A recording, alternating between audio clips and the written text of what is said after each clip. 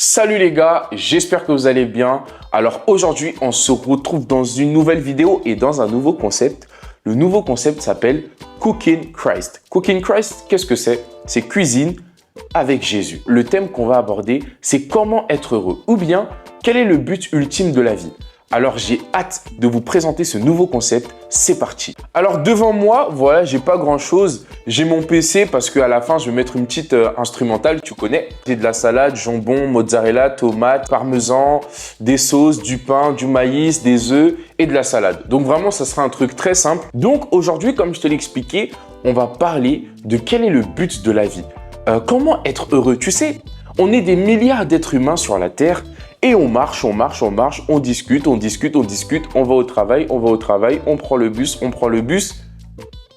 Mais des fois, on en oublie pourquoi on fait tout ça. Et c'est pas un avis personnel, c'est pourquoi le Créateur a envoyé toutes ces créatures sur cette terre. Clairement, quel en est le but? Alors, je vais commencer à cuisiner et en même temps, on va en discuter. Le but ultime de la vie, c'est pas un objectif. La Bible nous dit, tout n'est que poursuite du vent. Ecclésiaste 1, verset 13. « J'ai appliqué mon cœur à rechercher et à sonder par la sagesse tout ce qui se fait sous les cieux. » L'Ecclésiaste qui dit qu'il a essayé de faire toutes sortes de choses qui pouvaient se trouver sous le soleil. Donc par ces choses, je peux entendre par exemple, je sais pas moi, il a travaillé, il a eu une femme, il a fait du basket, il a fait du sport, il a voyagé. Pour moi, l'Ecclésiaste, il a fait à peu près tout ce qu'un homme pouvait faire. Et vous voyez vraiment que l'Ecclésiaste dans la Bible, c'est vraiment, déjà c'était l'homme le plus riche de la Bible, l'homme le plus sage de la Bible, hormis Jésus bien sûr, tu me comprends. L'Ecclésiaste, c'est un bon début pour répondre à cette question, parce que c'est vraiment quelqu'un qui, quand tu regardes sa vie, il a tout pour être un homme accompli et il a tout pour être un homme heureux. Le roi Salomon, c'était vraiment le king dans la Bible, tu vois. Et il dit, j'ai appliqué mon cœur à rechercher et à sonder par la sagesse tout ce qui se fait sous les cieux. C'est là une occupation pénible à laquelle Dieu soumet les fils de l'homme. J'ai vu tout ce qui se fait sous le soleil et voici, tout est vanité et poursuite de vent. C'est vraiment une dinguerie. Genre l'Ecclésiaste, il a fait un constat de tout ce qu'il aurait pu vivre sur cette terre et de tout ce qu'il a vécu. Et il a dit, les gars, au final, tout est vanité et tout n'est que poursuite du vent. Ce qui est courbé ne peut être redressé et ce qui manque ne peut être compté. En fait, j'ai vraiment l'impression que là, c'est un dépressif qui est en train d'écrire. Quand je vois le livre d'Ecclésiaste, Ecclésiaste 1, verset 15, on dirait vraiment Salomon, il était en train d'écrire en mode « Les gars, moi je vous dis, les gars. » Et écoutez, il dit quoi après? Il dit « J'ai dit en mon cœur, voici, j'ai grandi et surpassé en sagesse tous ceux qui ont dominé avant moi sur Jérusalem. Et mon cœur a beaucoup de sagesse et de science. J'ai appliqué mon cœur à connaître la sagesse et à connaître la sottise et la folie.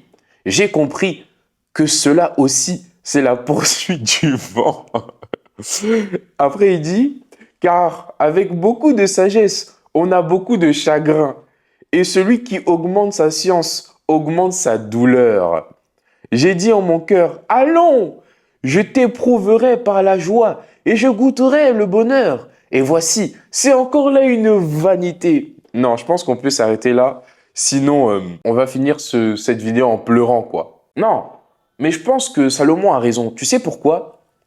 Parce qu'il dit, la connaissance ajoute de la douleur. Vous savez, il y a des gens, quand tu leur poses la question, toi, c'est quoi ton but dans la vie? Ils vont te dire, bah moi, mon but dans la vie, c'est d'avoir un CDI, d'avoir un travail, d'avoir une alternance. Moi, mon but dans la vie, c'est d'avoir de l'argent. Moi, mon but dans la vie, c'est ceci, cela. Dans le cœur de chaque homme, il y a un vide en forme de Dieu. Et que seul Dieu est capable de combler. Et donc, on essaye de combler ce vide par tout, sauf par Dieu. Sauf que tout n'est rien sans lui. That was deep. That was deep. That was deep. Non, sérieux. On a tellement été matrixé par le New Age, matrixé par TikTok, par les réseaux sociaux, par les fanfarons sur YouTube qui sont là en mode « tu es pauvre et tu veux devenir riche, tu en as marre du 35 heures et tu veux devenir riche ». On pense que on a échoué nos vies. On pense que réussir, c'est avoir 10 chiffres dans son compte en banque. On croit que réussir, c'est avoir 6 chiffres dans son compte en banque. Je vais vous raconter une anecdote. Un jour, je suis rentré dans la maison d'une amie à moi et elle traversait des moments très difficiles. Mais cette amie, elle était millionnaire. Elle était millionnaire, c'est vrai, mais par contre, elle était hyper triste et elle était dépressive. Elle était dépressive. Ça veut dire que ça lui arrivait d'avoir des pics de tristesse où d'un coup, elle pétait un plomb et tout simplement, elle devenait hyper triste, tu vois. Moi, à cette époque, quand je la fréquentais, j'étais en alternance. Et tu sais, en alternance, tu gagnes pas énormément. Surtout, c'était ma première année d'alternance. Donc, je crois que je gagnais, 700 euros par mois, entre 600 ou 700 euros par mois, tu vois. Mais elle était millionnaire. Et un jour, elle m'a invité chez elle pour que je puisse l'aider sur un truc, je sais plus c'est sur quoi, mais bref, j'étais venu l'aider, quoi. Et quand je suis rentré chez elle, elle m'avait ouvert la porte et elle était montée en haut. Et quand elle est montée en haut, c'est là où il s'est passé une dinguerie. C'est que moi, je vous filme un peu en même temps, hein, bien sûr. Faut pas oublier que c'est un Cooking Christ. Donc voilà, je vous montre là où j'en suis. Donc là, j'ai fini de débarrasser les mauvaises herbes que j'ai mis ici, là, dans le petit trou. Et là, je vais couper ma mozzarella que je vais venir mettre un peu, répartir un peu partout sur la surface de la salade. Voilà. Elle était en haut et moi, j'étais en bas. J'étais assis dans son canapé. Et pendant que j'étais assis dans son canapé, je l'entends en train de pleurer en haut. Elle était en train de pleurer à chaudes larmes. Et je pense pas qu'elle savait que je l'entendais. Mais je vous promets, les gars, je vous mens pas, je vous promets, elle était en train de crier « Je suis pas heureuse, je suis triste, ma famille pense que je suis heureuse, mais je suis pas heureuse, j'ai envie de me suicider. » Et moi, j'étais en bas, les gars. Vous savez, j'étais en train de faire quoi en bas? J'étais en train de regarder. Dans sa maison, il y avait des lustres. Il y avait des ordinateurs partout, des MacBooks. Tu sentais clairement, tu sentais qu'elle avait beaucoup d'argent. Et moi, j'étais tombé dans le piège, j'étais en mode « Ah Seigneur, vraiment, j'aimerais bien avoir ça, j'aimerais bien avoir ça, j'aimerais bien avoir ça, etc. » Et quand je l'ai entendu se lamenter et clairement dire qu'elle avait envie de se suicider, quand je suis sorti de là, vous savez, le Seigneur, il m'a dit quoi? Le Seigneur, il m'a dit « Clinton, t'as compris ?» J'ai dit « Oui, j'ai compris. » Parce que c'est vrai que j'avais pas tout ce qu'elle avait, mais j'avais la joie. J'avais la joie. Et moi, j'ai une joie de vivre, mais débordante, t'as pas idée. Tu vois, là, il y a des gens, tu sais, ils sont heureux en public, mais dans le lieu secret, ils pleurent, tu vois, sur leur lit. Le soir, ils sont comme ça. Mais moi, je suis heureux dans la vidéo et T'as compris, voilà. Donc, il y a des gens sur les réseaux sociaux, ils sont beaucoup hypocrites, tu vois. Ils vont te montrer qu'ils mènent une belle vie, etc. J'ai été choqué la dernière fois. Il y a un influenceur, pareil, qui est ultra connu sur les réseaux sociaux, qui est millionnaire aussi, et qui me disait « Ah bah Clinton, je suis tombé sur tes podcasts et j'en ai pleuré parce que vraiment, ça m'a touché, etc. » Et gloire à Dieu, tu vois, on n'est pas dans le jugement, vraiment gloire à Dieu. Mais j'étais en mode, donc lui, avec tout ce qu'il a, il regarde des podcasts chrétiens et le Saint-Esprit le touche, il en pleure. C'est vraiment bien parce qu'il y a des gens qui se rendent compte que tout n'est que vanité. Les gars, je vous le souhaite pas, mais il est possible demain, t'es plus là. Et tu vois, c'est des questions existentielles qu'on refuse de se poser parce qu'on a peur. Parce qu'on a des faux raisonnements en mode si je pense à la mort, je vais mourir, genre. Tu penses que ceux qui sont partis, ils n'avaient pas des rêves? Ils avaient des rêves. Ils avaient des rêves. Alors, faut savoir que moi, dans le monde, mon père, et d'ailleurs jusqu'à aujourd'hui, par la grâce de Dieu, mon père, c'est un chef d'entreprise, il travaille au Congo. Et moi aussi, je suis dans l'entrepreneuriat. D'ailleurs, je fais des coachings. Ça m'arrive de faire des appels téléphoniques avec des gens. D'ailleurs, si ça t'intéresse, le lien est en description. J'ai côtoyé des gens qui ont eu de l'argent, tu comprends. Et vraiment, je pense que j'ai vécu pas mal de choses qui auraient pu me donner le bonheur. Mais pour moi, le bonheur, c'est pas quelque chose d'extérieur. En fait, il n'y a rien de l'extérieur qui peut combler l'intérieur. Pour moi, ça fait bizarre de prêcher avec un couteau comme ça. Ouais, donne ta vie à Jésus. Donne-le ma vie. Non, je vais déposer le couteau, c'est mieux. Non, maintenant, je coupe les tomates. Mais bref, le bonheur ne peut pas être comblé par l'extérieur. Donc, tu as des gens qui vont vouloir s'auto-satisfaire avec les choses de l'extérieur. C'est ça le piège. Ne tombez pas dans ce piège. En fait, c'est ça le piège. Le piège de chercher le bonheur en dehors de Dieu, c'est d'essayer de s'auto-satisfaire.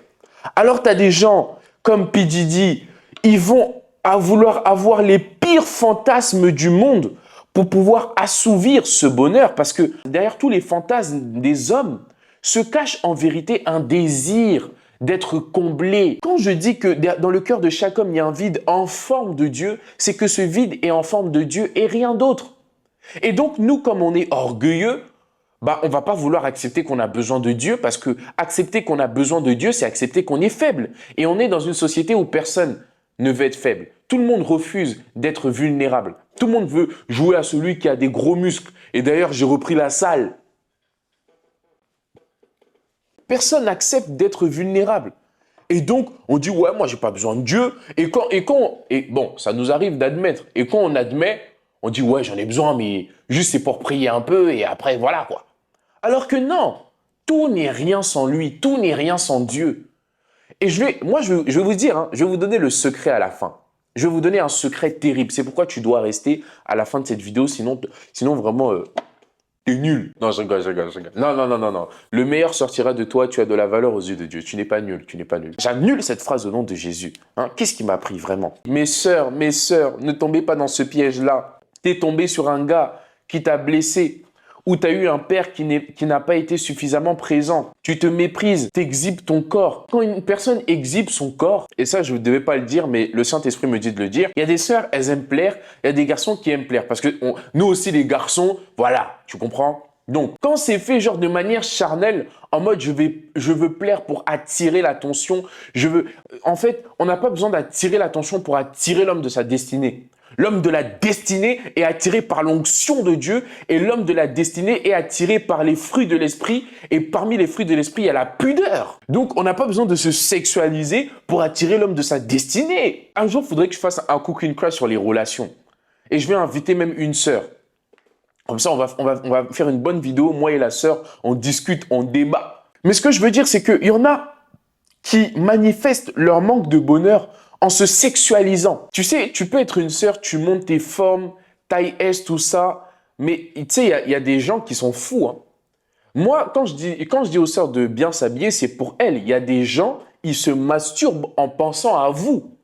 Et quand dans le monde spirituel, une personne fait une chose très souvent, elle va attirer un esprit et c'est comme ça que tu auras des rêves impurs pendant la nuit. C'est pourquoi tu dois préserver ton corps. On ne dit pas que tu dois t'habiller comme un boug. En mode, tu mets une grosse doudoune, un bonnet, des baggy et des Timberland. Mais il faut juste s'habiller avec pudeur. On peut être très classe. Comme ici, on peut être très classe, mais en étant très pudique. Imagine maintenant, tu tombes sur un sorcier et puis vraiment, tu t'as ouvert une porte par ton manque de pudeur. Il se masturbe en pensant à toi. Il vient à travers son esprit pendant la nuit et il couche avec toi. Mais si tu t'habilles avec pudeur, tu fermes la porte et personne ne peut le faire. Et même s'il essaye de le faire, Dieu va te défendre parce que tu t'es habillé avec pudeur. Je ferme la parenthèse. Tu vois, c'est une manière aussi d'exprimer son manque de bonheur, son manque d'amour. Parce qu'une personne qui s'aime va se préserver pour la personne qu'elle aime. Tout ça pour dire qu'en vérité, ça cache un désir de vouloir être heureux. Tu as des gens, ils vont faire des années d'études. Ils vont faire des années d'études pour avoir un travail. Et quand ils ont ce travail-là, ils ne sont pas contents parce qu'ils n'ont pas le bon poste. Et quand ils n'ont pas le bon poste, ils ne sont pas contents parce qu'ils n'ont pas le bon salaire. Et quand ils n'ont pas le bon salaire, ils ne sont pas contents parce qu'ils ne sont pas encore cadres. Et quand ils sont cadres, ils ne sont pas encore contents parce qu'ils veulent leur entreprise. Chaque but dans la vie qui est détaché de Christ, comme l'Ecclésiaste le dit, c'est courir après le vent. Exemple, tu as une femme qui est stérile. Les médecins disent que vous ne pouvez pas avoir d'enfant. Elle va voir un pasteur. Le pasteur prie pour elle. L'enfant rentre. Amen. Au jour de l'accouchement, il faut prier pour que l'enfant sorte. Amen. Quand l'enfant sort, il faut prier pour que l'enfant puisse rester en bonne santé. Et puis, quand l'enfant tombe malade, on prie pour qu'il soit guéri, alors qu'il va encore retomber malade. Combien de fois les enfants tombent malades? Ils attrapent plein de maladies. Donc, on prie pour qu'il guérisse, mais il faut aussi prier pour qu'il ne retombe pas malade. Et puis, quand l'enfant grandit, il va à l'école. Quand il va à l'école, il faut qu'il passe en maternelle. Ensuite, il faut qu'il ait le bac. Après, quand tu as le bac, tu peux faire des études supérieures, quoi. On se bat, on se bat, on se bat, on s'époumonne. Et puis, tu as des gens qui choisissent la solution plus simple. Ils vont, entre guillemets bien sûr, ils vont vendre de la drogue. Ils vendent, ils vendent, ils vendent. Il se fait de l'argent. Il profite, il profite, il profite. Pas prison. Quand il va en prison, il profite plus de son argent. On peut même prendre mon exemple à moi. Tu publies une vidéo. La vidéo, elle marche. Et donc, tu dois avoir une autre idée. Et une autre idée. En fait, ça s'arrête jamais. Ce que je veux vous faire comprendre, c'est que ça ne s'arrête jamais. Là, tu vois, tu as un problème et du coup, tu es en mode « Oh Seigneur, résous ce problème ». Ou des fois, tu es dépassé par des situations. Mais quand cette situation elle va s'arranger, il y aura une autre situation, il y aura un autre problème. Donc, si tu attends que ton problème se résout pour être heureux, tu seras jamais heureux. Et c'est ça qu'on fait dans ce monde. On essaye de résoudre des problèmes. Tu vois, on résout des problèmes et on les vend, mais il y aura toujours un autre problème. Sinon, Apple se serait arrêté à l'iPhone X ou à l'iPhone 11. Mais l'iPhone X, il y a tel défaut et du coup, il faut ressortir un autre et ça finit jamais. C'est pour ça qu'on dit c'est poursuite du vent. Tu cours après quelque chose qui est inaccessible. Le bonheur ne se cherche pas à l'extérieur. Mais on va y arriver. On va voir comment et où trouver ce bonheur. On cherche une femme. Ah ben oui, il faut que je parle de ça. On cherche un homme ou on cherche une femme. On cherche quelqu'un qui nous plaît, qui a nos goûts. Et puis on est là, on fantasme. Ah, telle fille ou tel garçon, il est trop beau, j'aimerais trop l'avoir, j'aimerais trop qu'il soit mon mari. Et au début, tu le trouves beau. Et jusqu'au jour où je suis tombé sur ce secret qui m'a fait mal au cœur. C'était un pasteur qui disait, mais vous savez, la première fois où j'ai rencontré ma femme, sincèrement, je la trouvais très belle. On était dans la jeunesse. Et sa femme, vraiment, elle était très très belle. Il observait sa femme comme ça, il la regardait dormir et il a dit ceci. Il a dit, bizarrement, quand je l'ai regardée, je la trouvais pas si terrible que ça. Les gars, quand il m'a dit ça, ça m'a traumatisé. Parce que j'ai compris quelque chose. Tu vois ce garçon-là, que tu trouves hyper beau, ou cette meuf que tu trouves hyper belle, etc. Ah, cette beauté-là, ça va passer. Tu vas t'y habituer en fait. Je suis désolé de te dire, mais c'est ce que ton cœur va te faire. Tu vois, il y a des gens, ils peuvent dead parce qu'elle est trop belle, etc. Tu vas t'habituer à sa beauté. Tu vas t'habituer à sa beauté. Tu vois, ton mari, ta femme là, un jour tu vas le voir, tu vas dire, ouais, bof, ça va. Vous voyez? Vous voyez? Tout n'est que poursuite du vent. Même cette meuf là, tu dis, ah, elle est trop belle, nanani nana. Ouais, c'est bien. Un jour, tu vas la regarder, tu vas dire, ouais, bof.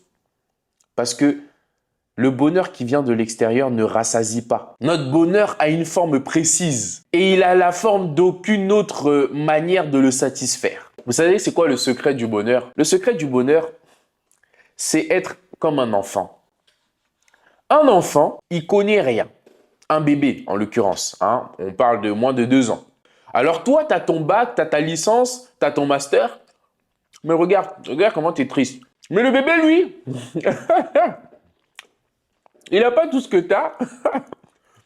Mais mon Dieu, quelle joie de vivre. Toutes les personnes qui ont un enfant à la maison, un bébé à la maison, allez devant lui, il fait comme ça. Gaga, gaga. Il va tout de suite, il va s'enjailler. Mais toi, tu vas faire gaga, le loyer. Gaga, les dettes. Gaga, le permis. Gaga, l'alternance. Gaga, l'argent. Gaga.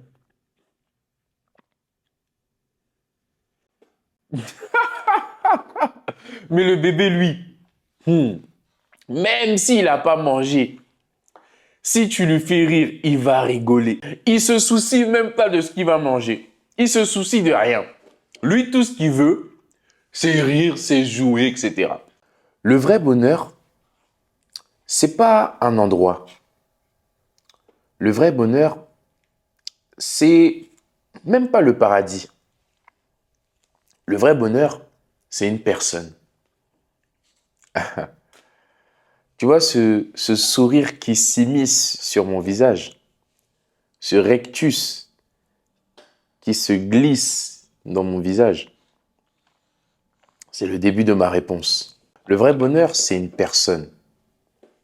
Et cette personne, c'est la personne la plus heureuse sur la terre. Cette personne, c'est la personne la plus bienveillante qui n'ait existé. Cette personne, c'est la réponse à toutes les questions que tu te poses. Tu vois, cette personne, c'est la personne qui ne juge jamais, qui ne condamne jamais, qui est patiente, qui est aimante, qui est compatissante. Cette personne, c'est Jésus. Jésus. Jésus-Christ. Ouais. C'est lui le vrai bonheur. J'ai découvert un endroit où on peut rencontrer Jésus. Ouais. Je ne suis pas en train de délirer. Il y a un endroit où on arrive à rencontrer Jésus. Limite même, c'est comme si cet endroit est physique. Et c'est l'endroit où je passe le plus de temps. Je passe plus de temps dans cet endroit qu'avec ma propre mère. Cet endroit, c'est la présence de Dieu. Que normalement, tu es en train de sentir à l'instant même. En fait, il m'est arrivé des moments où quand je priais, je disais « Seigneur, Seigneur, Seigneur, ceci, Seigneur, cela » et je parlais. Et c'est très bien, Dieu m'entendait, tu vois. Mais il m'est arrivé un moment, un jour, où j'étais en train de prier et quand j'allais me lancer dans la prière, le Seigneur m'a dit « Attends, je vais te montrer quelque chose. » Et j'ai dit « Ah bon? Quoi donc ?» Et le Seigneur m'a montré ce secret. C'est un secret que je te partage. C'est ce qu'on appelle le secret du véritable bonheur. Il m'a dit « Ferme tes yeux. » Il dit « Ok, j'ai fermé mes yeux. » D'ailleurs, tu peux même faire l'exercice. Et il m'a dit « Concentre-toi sur ma personne, sur ma présence. » Ensuite, il m'a dit « Pardonne à tous ceux qui t'ont fait du mal. » Je pardonne. Ensuite, il m'a dit « Demande pardon pour toi aussi tes péchés. » Je demande pardon. Ensuite, il me disait « Crois que je suis là. » J'ai dit « Je crois que tu es là. » Et non, il me dit « Crois que le même Jésus qui marchait à Jérusalem, en Capernaum, en Galilée, en Judée, en Samarie, c'est le même qui est présent dans ta chambre, le même qui est présent là où tu es. Parce qu'il est dit dans ma parole que je serai avec toi tous les jours jusqu'au dernier jour du monde. Donc, crois que je suis là. » Et bizarrement, j'ai été surpris de me surprendre en train d'être surpris de la présence de Dieu alors que je priais pour le chercher. Donc, tu vois, des fois, on prie sans chercher Dieu. Ça veut dire que Dieu était en train de me donner la révélation de sa présence. Et j'ai compris que cet endroit était le meilleur endroit qu'il existe sur la terre. Tu sais pourquoi?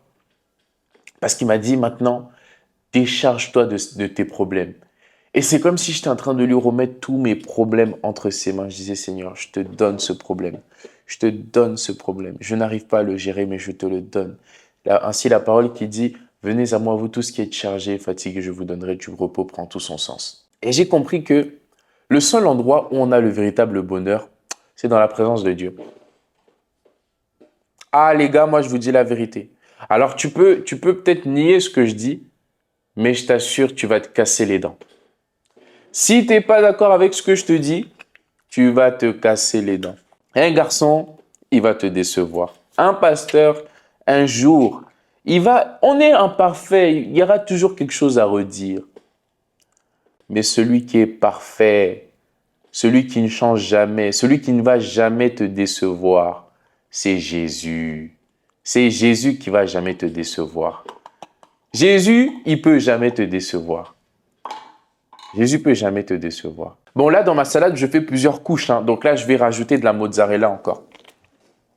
Jésus, il peut pas te décevoir. C'est mon meilleur ami. Moi, j'aime beaucoup appeler Jésus mon meilleur ami. le meilleur ami, l'époux, le merveilleux, mon bouclier, mon bien-aimé, mon confident, mon bienfaiteur, mon rédempteur, le premier et le dernier, l'essence de ma vie, ma joie, ma paix, mon amour. Jésus, je t'aime et je t'aime encore. Je suis assoiffé de toi. Jamais je n'arrêterai de t'adorer. Tu es mon chemin, tu es ma vie, tu es ma vérité, tu es mon bouclier, tu es ma forteresse, tu es mon amour, tu es ma joie. Tu es tout pour moi. Sans toi, je ne suis rien. Sans toi, je ne peux rien. Je veux de toi. Chaque jour de ma vie, je crie à toi. Je soupire auprès de toi. Tu es mon confident. Tu es celui que je redoute. Tu es celui que je crains. Tu es mon Seigneur. Tu es mon Sauveur. Le bouclier de ma vie. L'héros de mon cœur. Sophonie t'appelle le héros qui sauve.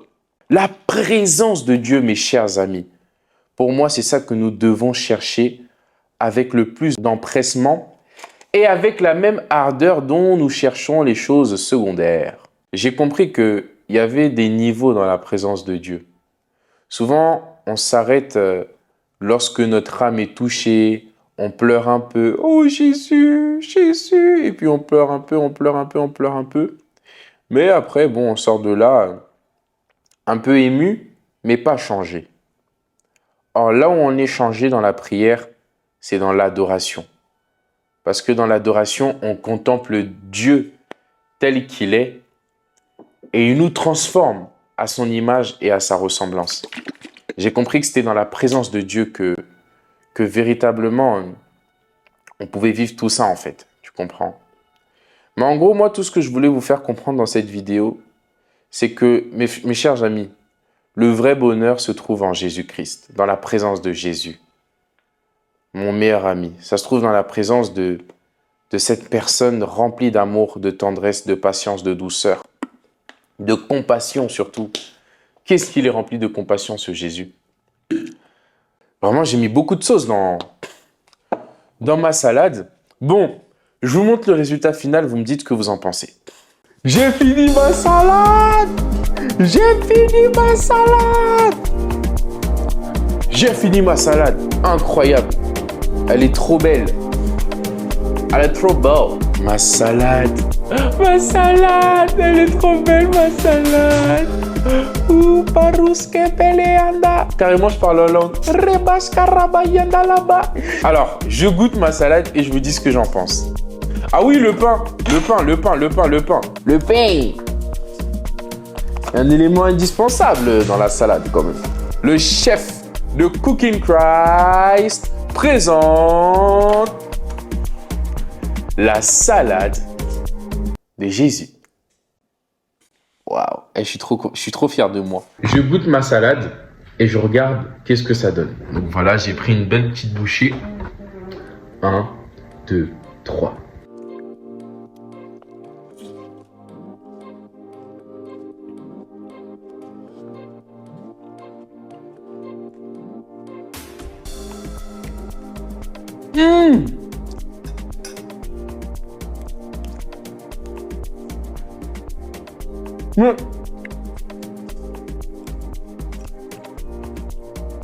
Mais c'est trop bon!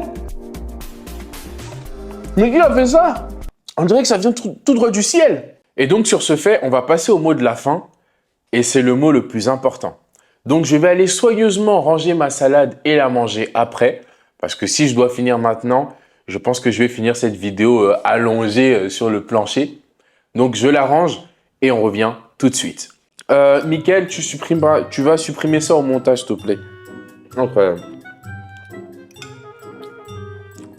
Tu supprimes ça au montage et tu mets la partie où je reviens. Faut pas qu'il sache que j'ai mangé entre temps. Ah ouais, sinon ça fait pas pro. C'était drôle, c'était marrant. Mais j'aimerais vraiment vous donner ce message avec beaucoup de sérieux. Il y a beaucoup de gens qui sont dans la dépression, dans la tristesse. Il y en a pas du tout, mais qui se posent des questions.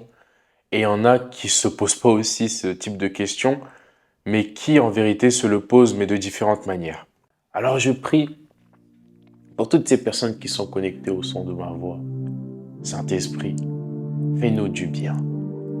Qu'une personne qui se sentait mal, une personne qui se posait des questions, Et même une personne qui allait bien, viens fortifier, viens renouveler, viens raviver un feu. Que la soif de toi, la soif de ton amour, la soif de ta présence soit répandue dans nos cœurs. Seigneur Jésus, viens remplir nos cœurs d'assurance, de foi et de courage. Que ton esprit nous capacite. Que ton esprit nous donne la connaissance. Que c'est toi le chemin, la vie et la vérité. Et qu'en toi, il n'y a aucune once de variation. Viens révéler à nos esprits que tu es le même. Qui ont le même amour que tu as montré aux apôtres et aux disciples. C'est le même amour que nous bénéficions aujourd'hui par le Saint-Esprit. Qui est le Saint-Esprit? C'est toi dans ta dimension esprit. Où est le Saint-Esprit? Il est en nous. Mais permette à ce que le Saint-Esprit se manifeste dans nos vies. Qu'une personne qui n'arrivait pas à faire sortir d'elle le meilleur, à cause de cette prière, que le meilleur sorte d'elle. Père, je prie au nom de Jésus, qu'à partir d'aujourd'hui, toutes les personnes qui sont connectées au son de ma voix entrent dans une nouvelle saison avec toi. Remplace le temps que nous passons inutilement sur notre téléphone et aide-nous à le consacrer dans ta présence. Accorde-nous la grâce d'être assoiffés de toi. Accorde-nous la grâce de t'aimer. Accorde-nous la grâce de t'adorer. Accorde-nous la grâce de soupirer dans ta présence. Accorde-nous la grâce de soupirer chaque jour de nos vies auprès de toi. Père, ne laisse pas ce que la soif, l'amour d'hier soit supérieur à celui d'aujourd'hui, mais accorde-nous la grâce chaque jour de prier avec ferveur, avec énergie dans ta présence. Seigneur, nous ne sommes pas dans les sensations. Seigneur, nous ne sommes pas dans les ressentis. Seigneur, nous sommes dans la vérité. Et je crois que, Père, à cause de cette prière, notre amour est renouvelé, notre zèle est renouvelé, notre soif est renouvelée. Au nom de Jésus-Christ, Père, que cette émission vienne en aide à mes frères et sœurs dans le monde. Que toute personne qui n'a pas donné sa vie à Jésus répète après moi, Seigneur Jésus, je te donne ma vie. Seigneur Jésus, il y a un vide dans mon cœur qui a ta forme. Alors aujourd'hui, je t'invite afin que tu combles ce vide. Ce vide est l'expression de mon amour. Et aujourd'hui, je te le dis, je t'aime. Je t'aime. Je t'aime. Alors accorde-moi la grâce de t'aimer. Pardonne mes péchés. Je me répands de mes péchés. Ne me laisse plus les refaire. Je veux être comme toi. Accorde-moi la grâce de te connaître. Guide mes pas. Ne me laisse plus orphelin. Merci pour ton amour. Si tu laisses tes yeux fermés, tu arriverais à apercevoir en esprit ces bras ouverts que Jésus te tend, afin de t'enlacer dans ses bras. La démonstration de la foi ne s'exprime pas forcément dans la prière, mais dans ta manière de réagir après la prière. Celui qui croit qu'il est guéri prend son lit et marche. Après avoir prié ainsi, change ta vie. Change ta manière de te comporter, ta manière de parler. Change ta manière de réagir. Change ta manière de consacrer du temps sur ton téléphone. Redispose ton emploi du temps. Crée-toi une vie de prière afin de marcher avec le Seigneur dans la discipline. Car un disciple accompli est égal à son maître. Et Jésus était discipliné. Sois discipliné dans ta marche avec Dieu. Beaucoup d'entre nous, il nous arrive des fois d'avoir des hauts et des bas avec le Seigneur.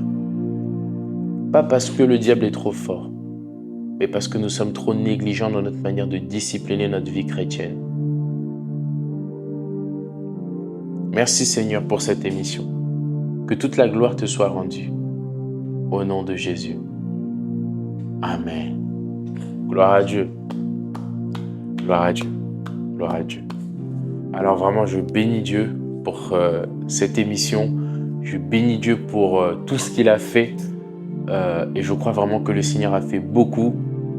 En tout cas, vraiment, merci à vous d'avoir suivi cette émission. On se retrouve très bientôt pour un nouvel épisode de Cook in Christ. Donc en tout cas, n'hésite surtout pas à t'abonner, à cliquer sur la cloche de notification. J'ai une formation de coaching, de développement personnel et de productivité. Donc si tu es intéressé à l'idée d'être coaché par moi, je t'invite tout simplement à aller en description. Tu pourras m'envoyer un mail ou me contacter directement sur Instagram. Je réponds en moins de 24 heures. Alors c'était tout pour moi avec Cook in Christ numéro 1.